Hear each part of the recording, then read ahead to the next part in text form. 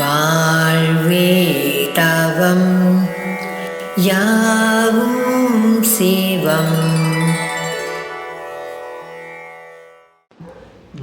உன்னை நினைப்பது தவம், உன் பெயரை சொல்வது தவம், உன்னை தினம் பேசுவது தவம், உன் சிறப்பை சொல்வது தவம், உன்னை துதிப்பது தவம், உன்னை பாடுவது தவம், உன்னை காண்பது தவம், உன்னை ரசிப்பது தவம், உனக்கு மாலை தொடுப்பது தவம், உன்னை அலங்கரிப்பது தவம், உன் திருவிழா நடத்துவது தவம், உன் பணி செய்வது தவம், உன்னை சார்ந்து வாழ்வது தவம், உனக்காகவே வாழ்வது தவம்.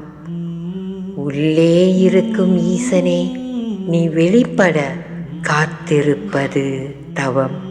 ஈசனே நீ வெளிப்பட நாங்கள் செய்யும் அனைத்தும் தவம்.